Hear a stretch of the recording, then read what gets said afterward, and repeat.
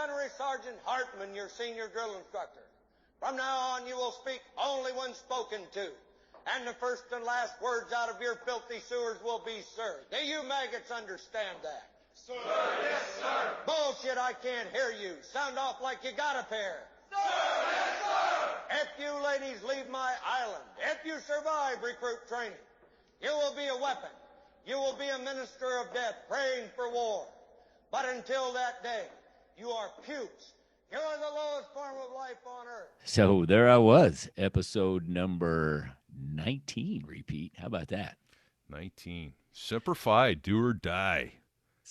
Slightly a little different than our other interviews because instead of having an aviator on, we have Take It Away.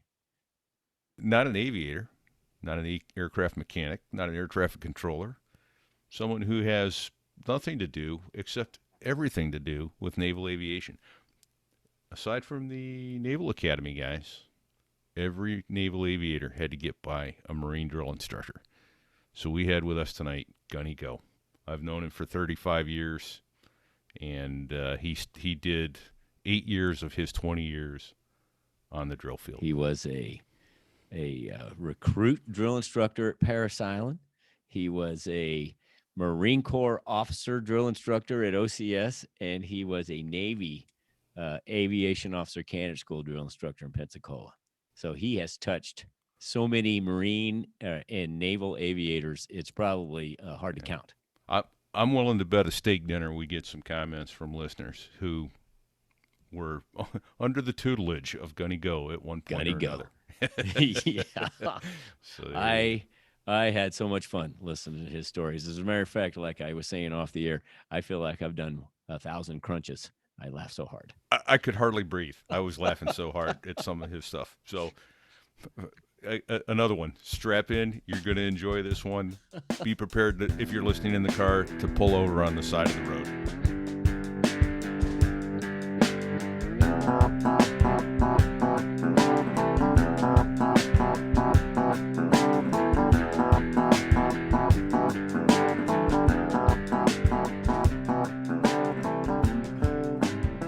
So there I was. That is how all great aviation stories start. And this one's got sort of a twist. Isn't that right, my friend Repeat?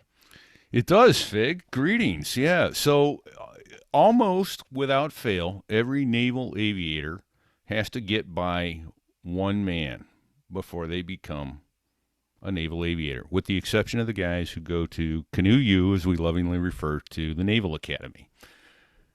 You have to get by a Marine drill instructor. And we have the honor tonight to join with us retired First Sergeant, United States Marine Corps, but we're going to refer to him tonight as Gunny-Go. Gunny-Go, welcome. And where are you tonight, sir? Thank you. I'm currently in Yuma, Arizona. Well, we've all been That's there. where, after I retired, that's where I moved to, was Yuma, Arizona. Outstanding. Very nice. Well, welcome aboard. So, little bit of background. I met Gunny-Go in probably 1985 or 1986, and he had just completed a tour on the drill field at AOCS for Pensacola, training aviation officer candidates. But that isn't his only time on the drill field. He started off in Parris Island. Then he did some time at Camp Upshur, which many Marines will say Camp Upshur still owes me an apology. Am I right, Fig? That's yeah. But Gunny-Go, you don't owe us an apology. In fact, we owe you and all Marine officers and Navy officers who, under your tutelage, managed to get through officer candidate school, owe you a debt of gratitude. You busted our chops, you busted our nuts, but you taught us some valuable life lessons. I got to add to that, Gunny-Go. I can say there's probably not a day that goes by when I don't think about my aviation career in the Marine Corps that I don't think of my drill instructors, and that's the honest truth. What an impact that you made. I appreciate that. I just can't understand. Sometimes I see on Facebook and they asked other Marines like 50 years ago, who was your drill instructor, what platoon you was in. And a lot of them said, well, I can't really remember. I can't recall. I don't understand that, because I can guarantee you I still to this day remember the platoon and the drill instructors I had, and I would never forget them. Oh, there you go. Well, I'll let me never ask you, forget Gunny. mine. Yeah. I'll never forget mine, Repeat. Will you forget yours? Never. Not in a No. million years. But so I got to ask then. So Gunny-Go, when and where did you go through boot camp, and what was the funniest thing you ever saw as a recruit, or what was the most frightening thing you ever saw as a recruit? And could you believe your eyes and ears when you saw it? That's a great question. Well, I went through.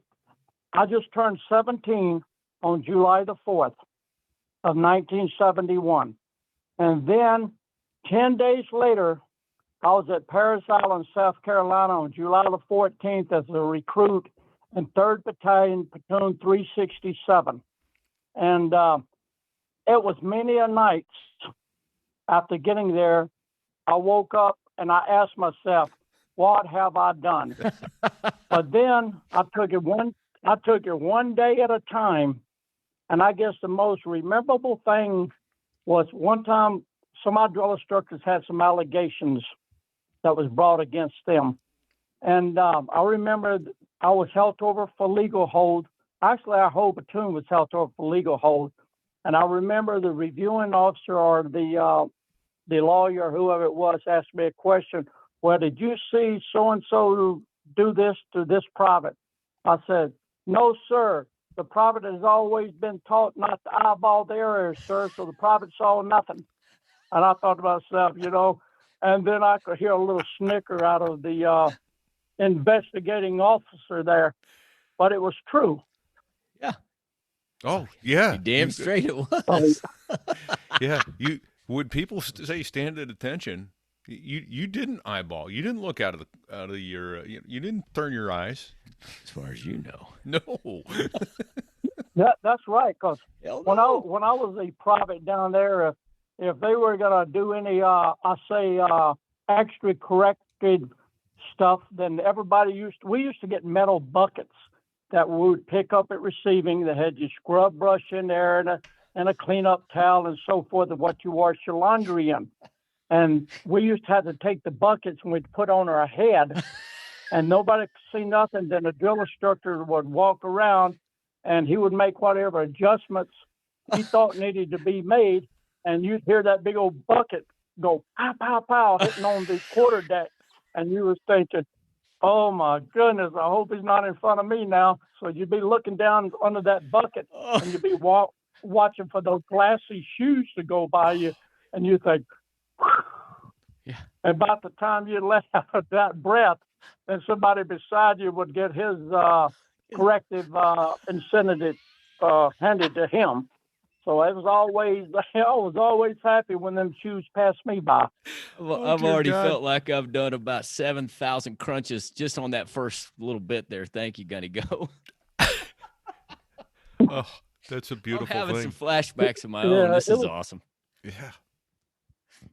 But I want to know that was probably the proudest, one of the proudest moments in my life was the day I was able to stand there and graduate. Right, and put on the Eagle Especially Globe and when I Anchor for had the people first back time. home. Do what? And put on the Eagle Globe and Anchor for the first time. The first time. Yeah. Oh yeah, that was outstanding. I'll never forget that. Oh, that's amazing. So after all that fun as a recruit, you decided to return. Yeah, fun. That's what I had. Fun. And pay the favor back. Pay it forward. Yes, it did. When did you do your so after you graduated from boot camp? What was your MOS? What did you do right out of the gate there in 1971? Okay, right out of the gate, my MOS was motor transport, and the whole 20 years I was in the Marine Corps, I was probably spent a total of 4 years in that MOS, because right out of boot camp I was motor transport, and from there I went to Camp Lejeune, and I stayed at Camp Lejeune, and then I'm like any other Marine. I was wanting to go to Vietnam at the time, and I was trying my best to find whatever way I could to get over there. So I put in to go overseas, and they had a billet for me to go to the 1st Marine Air Wing over as motor transport. Well, I got over there just to only find out that the 1st Marine Air Wing was been brought back from Vietnam. So that kind of busted my bubble a little bit there. So I stayed for a year there in Iwakuni, Japan. And after doing a year there at Iwakuni, I called my monitor up and asked him, could I go to Quantico, Virginia? He said, well, sure. Well, by this time, I was already a meritorious corporal I made over there in Iwakuni. I've been in about probably 14 months, and I was meritorious corporal. Wow. And then I went to Quantico and went to support battalion. And I checked in there, and I remember the colonel telling me there, he said, we need a good, fine Marine to run the mail room. What do you think about that? I said, well, I've never done nothing with the mail. He said, that's all right, you'll be fine. So I ran this support battalion mail room. I picked up sergeant. And then this is where I got to being a drill instructor. During that summer, they came out and they had all the big influence of all the PLCs and everything going to Camp Upshur and so forth. Well, during the winter months, they only have a small number of 8511, which are drill instructors there at OCS all year round. So what they do in the summer, they go out to the commands and they selection the best sergeants that they have out there that done real well in NCO school and so forth. So, boy, I volunteered for that, and I went out there to Camp Upshur for the summer, and I'll be honest with you, I fell in love with it out there. I was a sergeant instructor out there for that summer, and then this was the summer of '73. Then right after that, in 1974, after I finished that summer, I re-enlisted. And, when you re-enlist back then, you could re-enlist for any duty station you wanted to go to. Well, I re-enlisted to go to be a drill instructor at Parris Island. And can you imagine that? Everybody else is fighting to get out of those orders because a lot of people don't like to go down there and be drill instructors because it's such a challenging duty. But I re-enlisted to go there. I went down there as December 1974. I checked in down there at Parris Island, the DI school down there as a sergeant, a 21-year-old sergeant. And I went through DI school. I did real well there. I finished in the top 10. And then I went on over to 3rd Battalion over there where I was observing at 3rd Battalion and at Parris Island. And I ran into Sergeant Major Lashley. He was the battalion sergeant major over there at the time. And he was my sergeant major in Iwakuni, and he's the one that promoted me to meritorious corporal. So he knew me, and he told me, he said, you're coming back to 3rd Battalion when you finish DI school. So sure enough, when I finished, I got orders to 3rd Battalion. And the very, very first platoon I worked was an India company, 3rd Battalion, the exact same squad bay I was in as a recruit. Wow. You got to be kidding me. No. And before we picked up, I went down there and stood on laundry number 30 because that was my laundry number when I went through as a recruit. And it was the very first platoon I worked that happened. How about that? So I stayed down there at Parris Island. Yep. I stayed there at Parris Island as a drill instructor. And my last 6 months I was down there. I went out to the swimming pool out there. And I became a WSI out there, water safety instructor, for the last 6 months. Well, I've got to ask, how did the recruit do that picked up laundry number 30 in your first platoon? I'm guessing he didn't get any easy treatment. Oh. Just a guess. No, I guarantee you he done. I enjoyed standing up and said, laundry number 30, get your ass up in the corner, boy. I enjoyed that. And, I mean, he'd come up there, and I could just actually see him sweating and then puddles of sweat on that deck down there. I'm thinking about when I was up there as a recruit, And I just kept pouring it on him. That must have been But I did. surreal. I mean, I thought that was something. That is something. That would have been surreal indeed. So, Gunny-Go, I've got to ask you, though. OCS is tough. Boot camp is tough. I have to guess that drill instructor school has got to be one of the toughest schools in the Marine Corps. There's no slacking. It was. It was. I found it very challenging. But I stayed there, of course, and I studied, and on the weekends I studied, but you got to be prepared for all time. It wasn't just one uniform. You had to have 2 or 3 ready to go because you changed 2 or 3 times a day. And every morning, you always got up, make sure everything was cleaned up, and the physical training was the very first thing. And if the privates ran 3 miles, we ran 6 miles. So you ran double everything that the privates did. They go through the confidence course or the old course one time. We had to go through it 2 times. Right. Hey, and I have to stop. Oh, I have a quick question for you, Gunny-Go. You made mention that you had to have all these uniforms ready to go. Now, I'm making an assumption, but I want you to square me away here. Is it because you always had to look like you weren't sweating and you had to have a perfect uniform? Is that why you always had to have extra uniforms? Yes. Well, what would happen would be like, for instance, the uniform of the day for the first class would be Charlie's. All right. Then you get out of that class, then they would tell you, okay, the next class would be drill, and you had to come out there in spit shine boots and starch utilities. Back then, it's when we wore the settees. Right. And we sent everything to the laundry to get those starches in and stuff, that beautiful starch cover. And you had to be just right to the max. And they'd always do an inspection on you.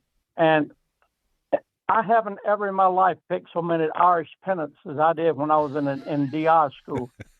Right. And, I mean, they would just ding you for the littlest thing. Oh, sure. So for our listeners, an Irish pennant is nothing more than a tiny thread that may be coming off a button or the end of your collar. A seam. Or a seam.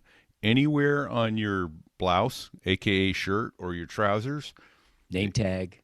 Yeah. Anywhere. Any tiny little thread that came off was referred to, because it was green, was referred to as an Irish pennant. So sorry for the interruption, Gunny-Go. Go ahead. That's okay. And then you also had to, when you were in DI school, you not only had to teach the drill, but you had to teach it word for word just out of the manual. You could not even skip anything. It had to be word for word, and that's the way you would get graded on it. And we would stand for hours out there on our own time practicing our command voice. I mean, when you first start out, you're hoarse, you can barely talk, but you learn how to use that diaphragm. And I remember standing out there and just yelling at trees, and people would be driving by, they would just kind of turn their heads and look at you. And they'd say, man, look at that lunatic. Yeah. But I'm sure after so many of them, they knew what was going on. But, I enjoyed it very much. I was really happy when I graduated from it. That was another very great time in my career when I graduated from DI school. Absolutely. But then after that, the hours were really rough. I can understand people that go down there married, how, it really takes a strong marriage to survive on the drill field, because it was nothing to work 16 hours a day for 7 days a week, especially in first phase and being a brand new assistant drill instructor. You was there almost as much as the privates were. The first 3 weeks, you was there from reveille to taps. Right.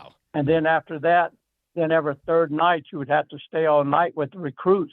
But the 2 nights that you got off, you didn't get off and then until like maybe 7 o'clock at night or 8 o'clock.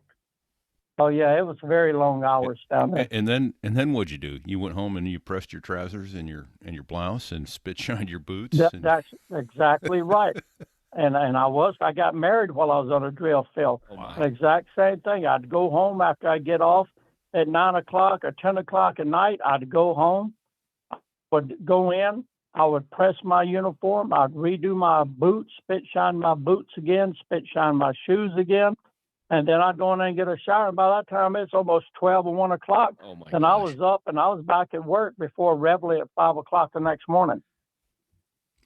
Oh yeah, I can remember, and I'm not exaggerating either. I can remember one time in the first phase, about the third week out there marching a platoon, we was practicing drill out there on the parade ground out there, and I can remember falling asleep walking, and I woke up and the platoon was halfway down the parade ground, still marching at port arms. I went running up there like nothing happened and continued calling cadence.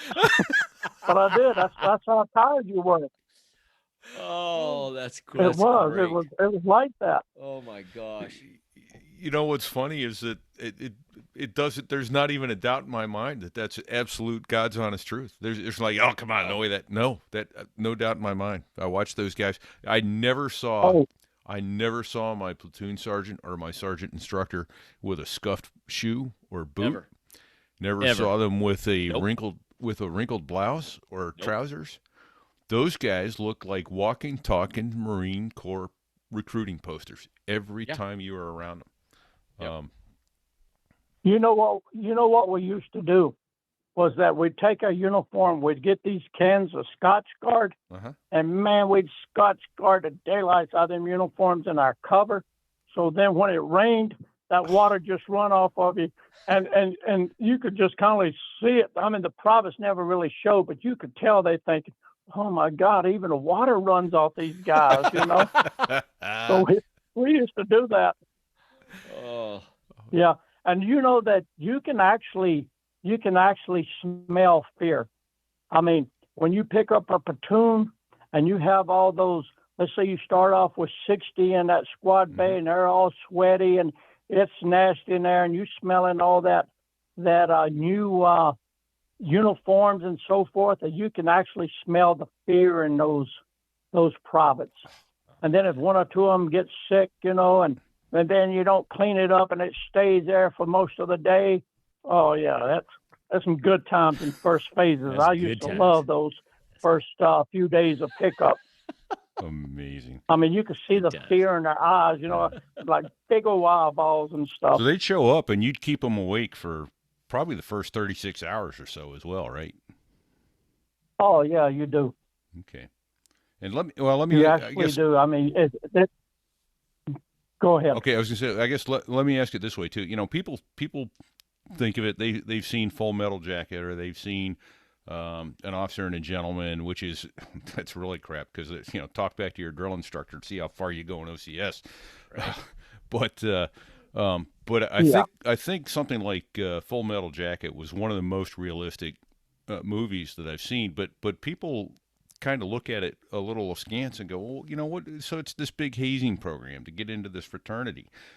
But that's not it. Your purpose is to break people down to forget their old ways and to develop new habits and self-discipline from the ground up, right? I mean, can you talk about that a little bit? What your purpose is and what you were taught for accomplishing that mission? Yeah, the mythology. Yes, absolutely. I mean, you hit the nail right on the head there. It's like exactly what we do. You break them down so they're not individually. You break them as far as you can break them down. Then you start building them up as a team. And I know a lot of people frowned on that. And it even got to a point, even before I left, there was no such thing as mass PT. Well, to me, mass PT, it worked, because someone messes up and then the whole platoon had to pay. All right. Then before long, you learn how to work as a team, and you don't want to mess up because you don't want to make your friends to have to be P10 for your mess up. So you really get that peer pressure and stuff. And then before long, you start working as a platoon or as a team. They start pulling together and stuff.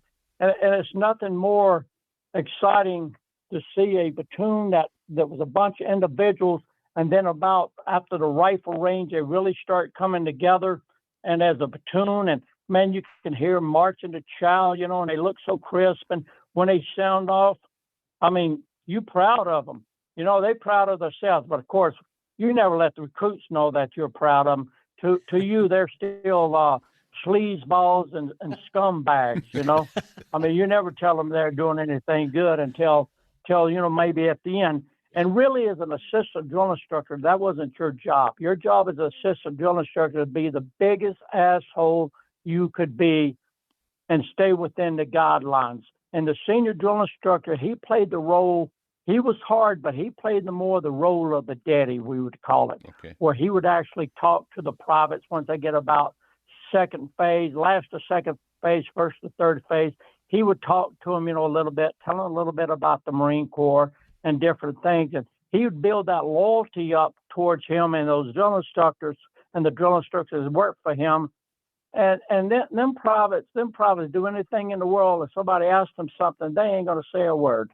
I mean, we didn't go and beat privates or nothing like that. I'm happy to say that, but I guarantee you, we PT'd the daylights out of them. I mean, the military have what they call a standard operating procedure, and you can only PT a recruit for so long and so forth, or you can wind up getting in trouble for that. And we use that SOP as a guideline, and I've got to say that all the platoons I worked down there, I was happy with every one of them that we put out.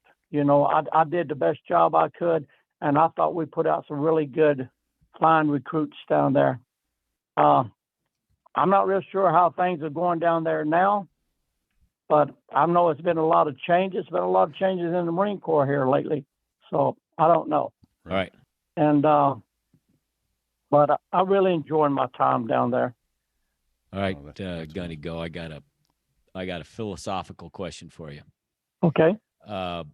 So you worked at Parris Island. How many years were you a drill instructor at Parris Island? You got there in December of '74. Went to school. How long were you there? I left December of '74, and I left there December of '76. I was at Parris Island, the tourist, 2 years, and then from there I had a choice where I wanted to go in the Marine Corps after a successful tour on the drill field, and I wanted to go back to Quantico, Virginia. And I went back up to Quantico, Virginia, and being a drill instructor, I knew that's what's going to happen because that's why I wanted to go there. And I went straight to OCS there as a platoon sergeant drill instructor. And my first company was the 102nd OCCs. I worked that for the winter. And then that summer, I went out at Camp Upshur, and I worked 2 increments out there, the PLCs. I came back in for the winter. I worked another OCC program.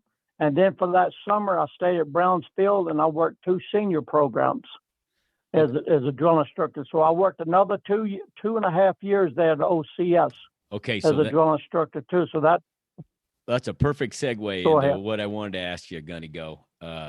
So after being a drill instructor at Parris Island, when you were dealing with recruits, so basically you were dealing with 17, 18-year-old kids, you go up to Quantico, and now you're a drill instructor for officer candidates. So these are individuals who are a little older, have more education, and they're trying to be officers in the Marine Corps. Tell me the difference in the individuals, and how did you,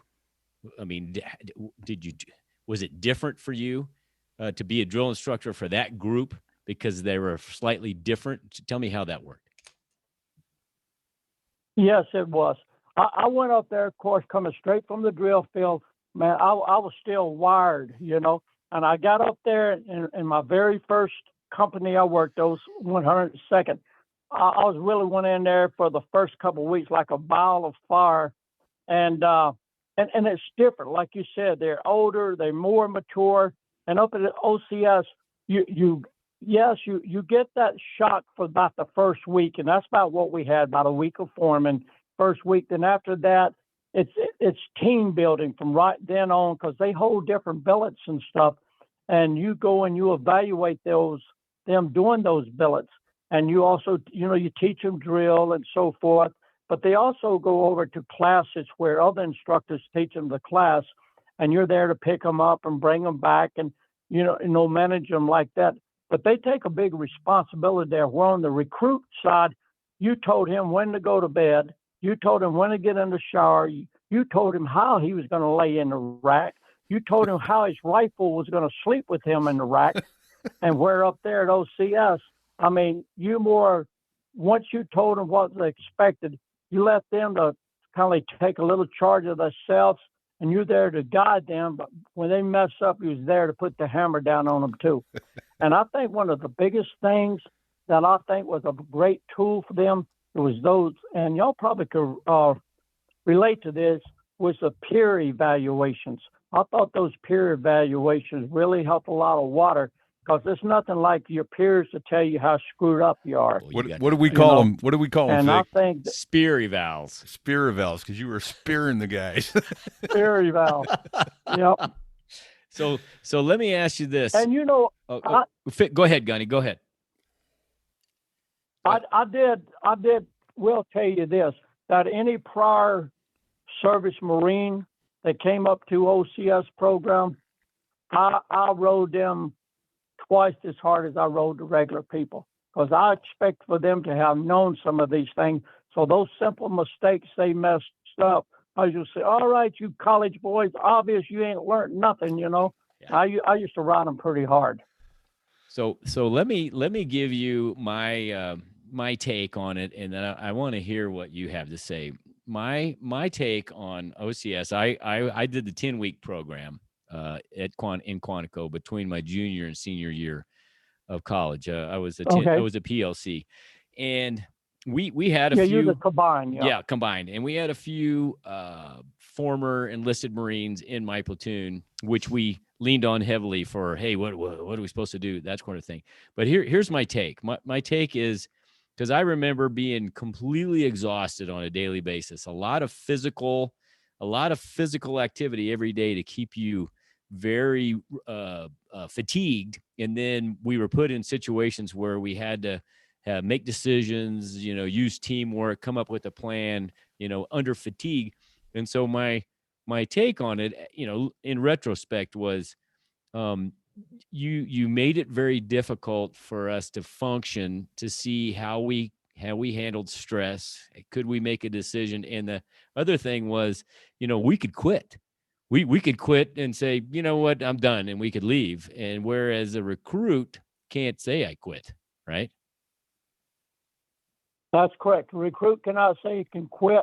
But like you said there, at OCS and AOCS, they could DOR, which means drop on request.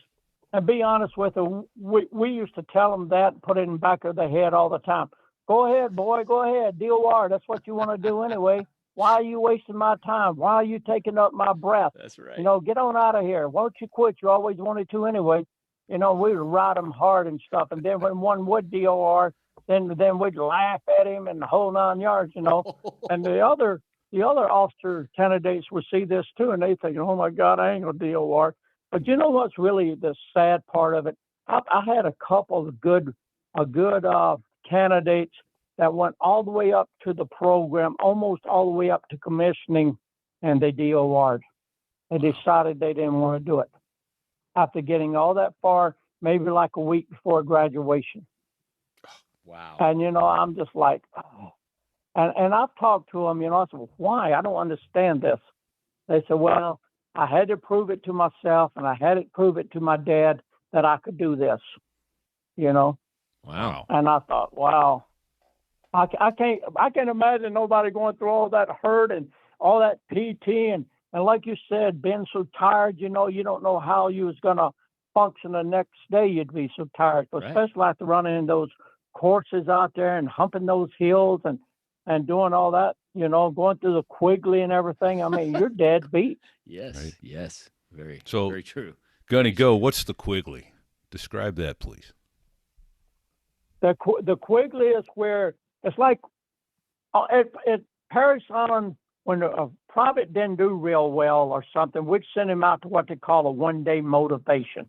And they used to be in those slimy, muddy ditch where they had to crawl through this ditch and mud be all on their face, and they have their rifles and all their web gear on and everything, and they had to slime through there. It was probably about 300 yards or more. Well, in OCS, they had a thing they called the Quigley, and it was part of, it wasn't for punishment or nothing or for motivation, but it was part of one of the courses where they would run these squad courses, and they would go underneath these, crawl underneath these cupboards, and smoke would be thrown, and it'd be smoke all under that. And then they had to run what they call this ditch was the Quigley, and it's full of nothing but sand and mud and water probably up to about your chin with mud, and you just slime and belly crawl all the way through that. And then even on the end down there, it's a bunch of sand you had to crawl through. It was really, that wasn't that bad in the summertime except for the mosquitoes. But in the wintertime, when you had to break ice on that was some rough times. I bet that got a little and of course, rough. being the platoon sergeant and the sergeant instructor too. I mean, you led, you led from the front. Yep. And the platoon commander, I mean, you led from the front. You led your people through there. And where, recruits, you didn't really do that. When they run the old course or the obstacle course and the confidence course, you just stand back and evaluate, make sure nobody got hurt. But at OCS, as a platoon sergeant and the sergeant instructor, you were required to run every one of those courses along with those candidates. So I got to jump in here, thinking of the Quigley. That was one of the things that almost got me to quit. I was as close as I ever came when they had this culvert in there. Do you remember the culvert in there? Yeah, I remember having to go through there. There was about 2 inches of air that you had to keep your lips up in there. Exactly. Right? You have to go through on your back and to keep your head right. just above the water, and you're in this steel culvert, and some a-hole staff NCO is standing on this culvert, beating on the goddamn thing with an axe handle. So you can't, your ear, I think my ears are still ringing 40 years later. But I'm claustrophobic. And so having to put my head underwater and go through this culvert, pitch black. Oh yeah. Scared the bejesus out of me. They call that a confidence maneuver. Yeah. Well, I got through it, but it was as close as I think I ever wanted to come. There was that. And then the other one that I remember was a candidate in front of me crawling through all this red Virginia mud. And he's just having a hard time struggling. And this master gunnery sergeant he's standing on the side and he reaches over the wall. He goes, "Here, candidate, I'll hold that for you. And, give me your rifle. I'll hold that for you." And the candidate reached up and handed him that rifle. What do you think happened to him, Gunny? Oh, no. I can only imagine. Oh, I'm sure he paid dearly for that. He did indeed. I'm sure he did. You never give up your weapon. Oh, my gosh. That's right. He never did. Not at OCS, but AOCS, we used to find a rifle unlocked, and we'd take it out there, and we would field strip that thing, and we would dig down about 4 foot or something, and what we called we had a sand pit down there. We'd dig down about 4 foot, and we'd bury all those pieces in there. Then we'd smooth that sand back, and then when that candidate came and said, "Sir, the candidate's rifle's missing," then we'd have that whole platoon get out there looking for that rifle. They'd be out there digging and everything. And I've known sometimes it's taken 3 hours for them to find that thing. Okay, it's a great segue, Gunny-Go. Here's my next question. So, Marine OCS, Navy AOCS. Did you see any difference in your customers between Quantico and Pensacola? Yes, I did. At OCS, it was more, everything was geared more on tactics, because everybody was leaving there and they were going out to TBS out there, for further tactics, and everything was kind of geared toward, the ground side, doing compasses, map reading, squad maneuvers, and the whole 9 yards. Right. Where down there at AOCS, it was more of them getting indoctrinated into the way of the military and putting that pressure on there and seeing if they're going to be able to handle all that pressure when they're up there flying those airplanes, taking those big 3 tests and so forth. And I'll be honest with you, at AOCS, we hammered them. I would say we hammered them twice as hard as we did at OCS. We was rough on those boys. That warms the cockles of my heart to hear you say that. Indeed. Yeah, you figured OCS, let's say the SOP was maybe, let's say 3 inches thick or 6 inches thick. Down there at Aviation Officer Candidate School down there, it was maybe a half-inch thick. All right. So what I'm saying, you could just PT the daylight, scream and yell at them, and I don't want to say hazing because that's against the SOP, but down at Aviation Officer Candidate School, there was no such thing as hazing. You're just not allowed to put your hands on them. Sounds like you had a lot of leeway. Oh, yeah, you did. You're just not allowed to put your hands on them or hit one of them or, do something crazy like that. But you got to understand, the drill instructors at AOCS, they are drill instructors that have already had a successful tour as a drill instructor at Paris Island or San Diego before they ever come to AOCS. Yeah, these are seasoned. So the ones who get into AOCS, when I was down there, they either senior staff sergeants or gunnery sergeants. So, they're a little more mature on things like that, and knows about what you can do and what you cannot do, to the point of, we never hurt no one when it was down there, but I guarantee you, we rode them hard. We PT them hard, and we was on them every minute of the day. I mean, they were just, of course, we would leave around 6:30 at night, and they'd have it to themselves. But they spent a lot of time getting ready, studying, getting ready for the next day, because their uniform had to be with top notch also, and they all working for what they called an RLP, and that's where they have their first room and uniform inspection, room lock and personnel inspection the 4th week, and they all are shooting to get what they call their tapes to send as secure, and what that means is that they'd be able to go on liberty on the weekend. They'd be able to go out and see their wives go on liberty on the weekend. But if they didn't pass that inspection, then they wouldn't have another chance until their 6 weeks and then their 8th week. And the whole time I was down there, I had 2 classes that got their tapes the 4th week, only to turn around and lose them in the 6 weeks because they got all salty after they got them. They thought their crap didn't stink. And then on the 6-week inspection, they looked bad. So we took it right away from them. And matter of fact, I even took them back, one of my classes, I even took them back to Poopyville, as it was called, their first week indoctrination. I made them get out of the uniforms, put back on those green settees, put that chrome dome on their head. And for the next week, I marched them back and forth to their classes like that, in front of all their peers and all the other senior classes and even their junior classes under them. I rode their guide arms up, their flag, and the whole 9 yards. You think they like that? Oh, no. They'll still tell you to the day that's probably the worst thing that ever happened to them. I know the answer to that question. But I guarantee you that next inspection, they was top notch. They was ready to go then. That's awesome. Yeah, I love, you probably can tell, but I love the best tour I ever had in the Marine Corps was at Aviation Officer Candidate School in Pensacola. I was there for 4 years. Oh, my. The normal tour is 3 years, and I extended for a year, and I was the chief drill instructor down there for almost a year before I picked up Master Sergeant out of the eligibility zone, and I went to Hawaii as a motor transport chief, but I didn't want to be a Master Sergeant.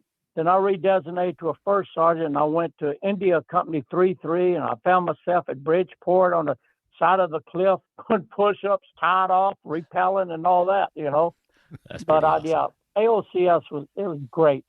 And, I used to hear some of the craziest things down there, some of the drill instructors saying, like, for instance, I used to tell a candidate, son, if your brain was gasoline, there wouldn't be enough there to power a piss-sense motor scooter around a Cheerio. See, I'll tell them crazy stuff like that. listen, you must have read my mind, Gunny-Go, because my next question to you was going to be, okay, I recall after, the stress of the first 5 or 6 weeks of OCS was over, my situational awareness got really big, and I started listening to everything, and I could hear drill instructors from other platoons, screaming and yelling and saying things, and they could have been stand-up comedians, just like that little piece you just said. It was that over and over, where these sayings came from and how funny they were, but you couldn't laugh out loud, because if somebody heard you laughing, it was like a magnet. You were going to get 3 drill instructors on you, right? Yeah, you would.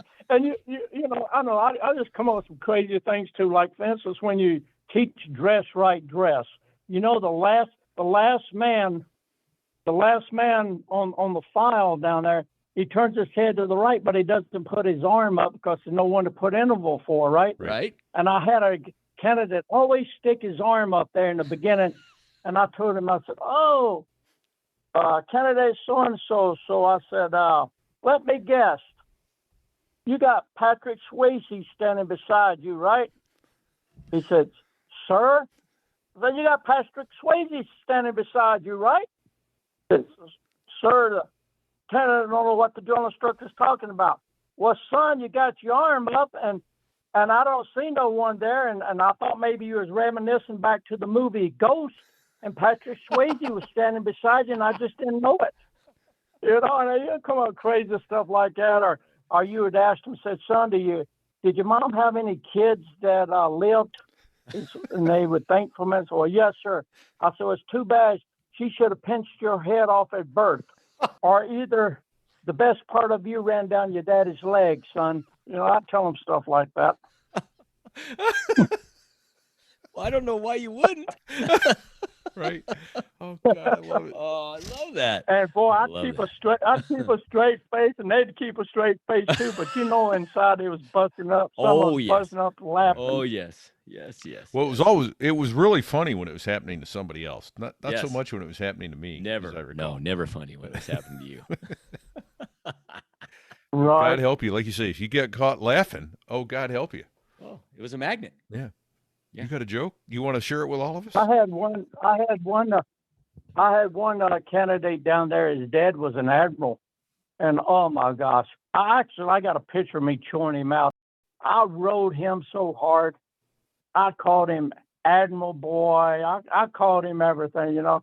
Well, your dad'd be so proud of you when the Admiral Boy, you know. Instead of calling them candidates, I used to call them candidates. Come here, candidates. Oh, yeah, we had a great time down there. And while I'm talking about that, if you don't mind, I'd like to take a minute and just mention my friend that just passed away. Oh, please He do. was a drill instructor. His name was Roger Thixton. He was a retired first sergeant, Vietnam veteran, Iraq veteran, or Desert Storm, and he had a Purple Heart. And we was at drill instructors at Paris Island together in the early 70s. And then when we got to Pensacola, was drill instructor at Pensacola. And, you know, we were good friends at Paris Island, good friends there and stuff. He retired first sergeant. And just here about 3 days ago, he passed away. And he was like a legend down there. I mean, you can ask any candidate down there in 1980s through the 84, and even the ones that wasn't there in 84, if they knew Gunnery Sergeant Thixton, and they were still shaking their boots. He was like the great Santini of AOCS. I mean, you know, his name's going to be well known forever. But, you know, AOCS is a passing thing now because they no longer have AOCS. They've done away with it. They started in OCS, and it was at Pensacola there for a couple of years, and now they done moved that all the way up to Newport up there. So it's nothing down there. Once this breed of people are gone, the drill instructors and the aviation officer candidates that's trained down there, it's going to be no more. Wow. There's no more AOCS anymore. And I think that's a very sad thing. Well, I'm not a high-ranking decision maker. I think that's a mistake. Big mistake. Yeah. I think so too. A very big mistake. I think we did a great job while we was down there putting the pressure on those candidates going through the program, you know. And I've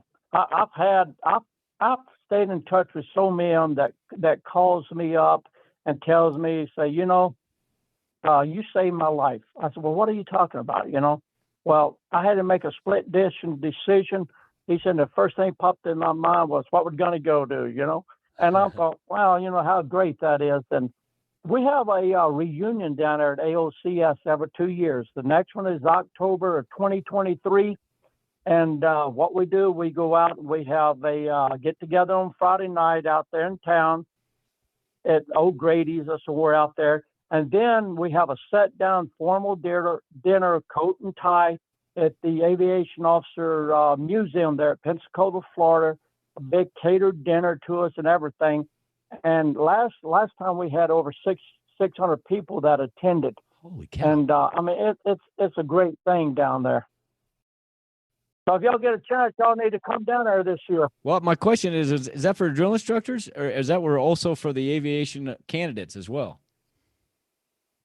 It's mostly for the aviation officer candidates and the drill instructors and the candidates and the drill instructors' wives.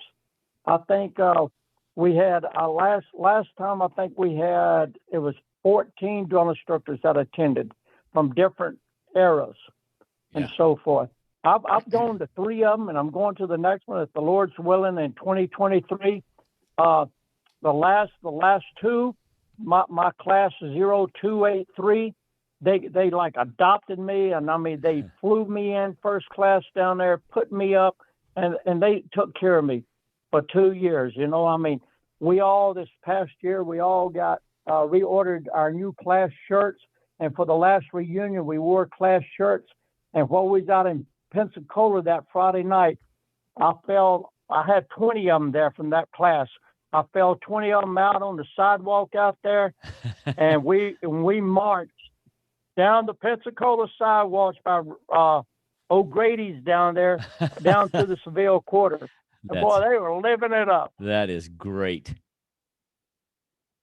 And I got to tell you, Fig, I don't know about you. Well, see, I've known Gunny-Go since 1986, 1987. So I've met several Navy pilots over the years, including several at my company, and they know him. Yes, of course. They do. He's a legend, and and even the guy who did. Who Dixon you talking about? Do what now? No, he's talking about you. He's talking about. I'm talking about you. Yeah. I didn't know Gunny Thixton. So, but God rest his soul. Thank you for honoring him. I've got to say that was one of the things that President Reagan said. A lot of people go through lives wondering if they've made a difference. Marines don't have that problem. So I know that he made a difference in a lot of people's lives, as did you. Clearly you have. I've met several men over the course of my career who know you personally and went, wow, oh yeah, Gunny-Go. Well, thank you for your service. I'm going to tell you about a little something that happened when I was the chief drill instructor down there. I'm not going to mention no names, but the commandant of the Marine Corps came down and he was getting his retirement physical. Okay. Well, there was a officer that was in charge of MATSE over there. He was a colonel, and he called me in when he first took command over there, and he told me, he says, I don't believe Marines should be down here training Navy people. They should have their own people, their own chiefs doing this, and I really don't think y'all should be down here, and I'm going to see what I can do about getting y'all out of here and so forth. Well, he lived next door to the school's captain down there, so they had already butted heads anyway. So anyway, the commandant came down for his retirement physical there at Pensacola because he was retiring in Louisiana. All right, so yeah, I'm sure you picked up who it is by now. Absolutely. So anyway, I guess he tells the commandant that we're running wild over there at AOCS and that they should shut that program down with the Marine drill instructors and all that. Well, the commandant had all of us drill instructor, was 9 of us, called all of us over there in a little conference room, and he chewed our butt, one side and down the other. And after it was over with, I told him, I said, sir, I said, I don't know where you got all that information from. I said, but that ain't the way it's happening. I said, I can tell you right now, we're not running wild as I guess you've been told. And then he didn't have much more to say to me. Well, then I get back over there, and this was on a Friday about noon. I get back over there, and about 4 o'clock, the captain from Schools Command comes over, and he says, says, Gunnery Sergeant, go forth. He says, Lieutenant Colonel. Well, you can block their names out, right? Yeah. Well, anyway, he said the Lieutenant Colonel's coming from RTR, Recruit Training Regiment, and then the major is coming from DI school, and they come in there and they're going to observe aviation officer candidates training for 1 week. Well, I put 2 and 2 together. I know how that came about, all right? And it only took a couple hours for it to get put in thing. So the regimental commander from recruit training and the major from DI school, they came down, all right, to observe us. Well, when they got down there, I already knew the lieutenant colonel. He was my battalion commander before. When he was over at 3rd Battalion, he was my battalion commander, and I worked for him as a drill instructor. And the major was just a major of DI school. He was one of the platoon commanders out at OCS, and I worked with him as a platoon commander. So both of them knew me, and both of them knew how I was. All right. Well, they come, and the colonel, he was there. He was there for probably 1 day. And then he said, I don't see nothing going on down here. He went around and he talked to all the big wigs, checked in with all of them. And of course, the Admiral was involved with it also down there. And he went and talked with all of them. And he come back to me and he says, I don't see nothing. I've heard nothing but outstanding things about y'all from the top on down. He said, I'm going to leave the major here. He's going to stay here the whole week with you. I said, okay. Well, we didn't do nothing different. We went to, like, everything goes on. We had a formal reception line where at the night before graduation, they come to the reception line. You shake their hand. You introduce them to the next person. You pass them on the whole 9 yards. The major was involved in that. He went to one of the candidates' class parties they have just before they graduate. He saw how they honored the drill instructors and how they looked up to the drill instructors, and he followed a class from NDOC, through the first couple of days. He went up there for the reveilles that they held and the PT sessions and stuff. Well, after it was all over with, of course, we was great. Nothing was bad. Well, there was a change of command over at Matzig. I'm just going to leave it at that. There you go. I don't know if it's normal rotation or what, but someone else new came in there. Hey, Gunny-Go, did you when you were assigned to Pensacola, did all the Marine Corps drill instructors, did you, for administrative purposes, belong to Matzig, or did you belong to the Navy? Okay. Only thing Matzig did was kept our record. The Navy, the school's command captain, and the commander of the school. The commander of the school is the one that wrote the drill instructors' fitness reports, and the captain of the training command, he's the one was the reviewing officer. Okay. Matzig had no input on our fitness reports whatsoever. They could not tell us when to work, when not to work, or they had nothing to do with that. We reported straight to school's command. Only thing Max was involved was just the safekeeping of our military records, and that was it. Administration. And, like a paid first or something, yes. That was it. So they were, and for the listeners, Matzig is Marine Air Training Support Group, if I recall correctly. That's it. Good job. That's Pete. correct. Yeah. That's a 3x5 card way back in the brain housing group. Wow. Well, hey, Gunny-Go, before things get a little crazy, I just want to say first of all, it's been a true honor to listen to your stories. You brought back so many personal memories from my officer candidate school experience, and I want to say thank you for your service, because I know that's a lot of work, and considering the amount of drill instructoring that you did over your 20-year career, 16 of the 20 years, that's massive, and my hat goes off to you all day, every day. Absolutely. Thank you. You have made the world a better place. I added it up the other day. And I think it was like a total of 8 years that I was a drill instructor. And, I spent a year as a master sergeant, then I spent like 5 years as a first sergeant, and I was up for sergeant major. But when I was over in Desert Shields, I hurt my back. I came back, and I had to have back surgery. And I'll be honest with you, plus I was in a flying squadron that probably the worst duty station I ever had, and happened to be my last one. And I was just disgusted.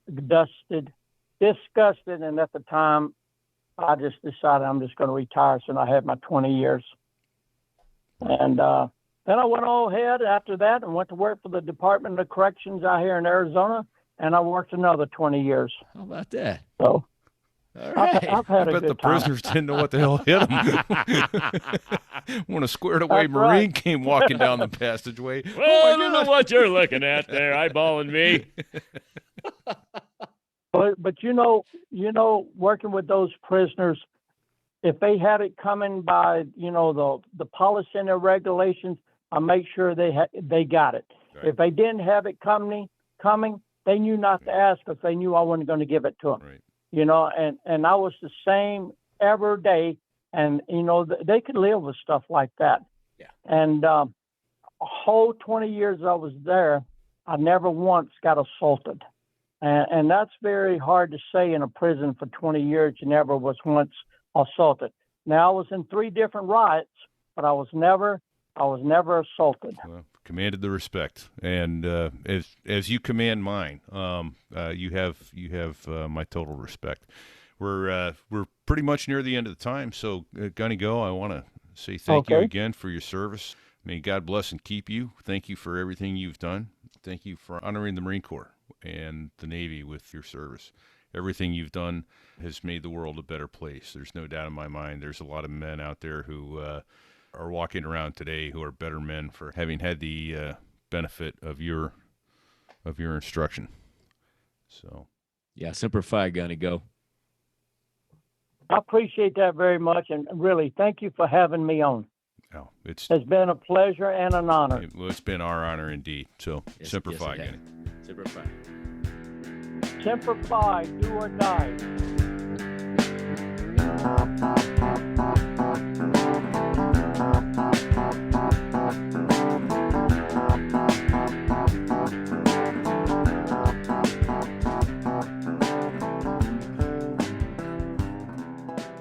Semper Fi, do or die. Gun ho, gun ho, gun ho. Today, you people are no longer maggots. Today, you are Marines. You're part of a brotherhood.